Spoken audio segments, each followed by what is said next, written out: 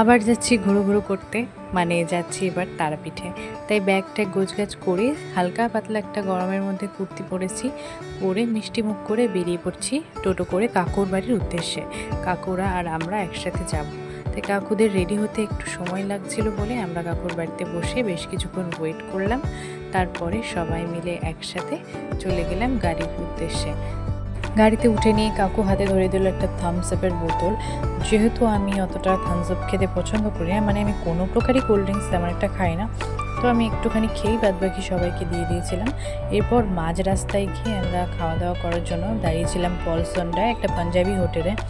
তো এখানে আমরা খুব হালকা পাতলা খাবার খাবো বলে তাই সেদিনকে খেয়েছিলাম রুটি, চিলি চিকেন আর সাথে লেমন পেপার চিকেন।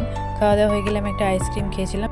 হোটেলের সামনেই আমাদের গাড়িটা খারাপ হয়ে গিয়েছিল, তাই বাধ্য হয়ে অন্য গাড়ি বুকিং করে আমরা আবার তারাপীঠ পৌঁছই। যেহেতু গাড়ি খারাপ হওয়ার কারণে 2 ঘন্টা মতো লেট হয়ে গিয়েছিল, তাই তারাপীঠ পৌঁছতেও অনেকটাই দেরি হয়ে গিয়েছিল। তো তারাপীঠ পৌঁছে হোটেলে গিয়ে আমরা বেশ কিছুক্ষণ রেস্ট নিই এবং রেস্ট নিয়ে একটু চা খাই সবাই মিলে। চাটা খেয়ে আমরা বেরিয়ে পড়ি মন্দিরের উদ্দেশ্যে।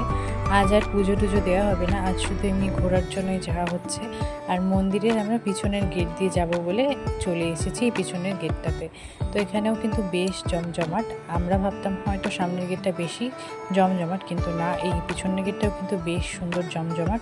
মন্দিরে পৌঁছে একটুখানি ঘোরাঘুরি করে আমরা চলে যাচ্ছি তারাপীঠ মহাশ্মশানের উদ্দেশ্যে। সেখানে গিয়ে বামদেবের সমাধি মন্দিরে ধূপ মোমবাতি দেওয়া হবে বলে এগুলোই কেনা হচ্ছিল।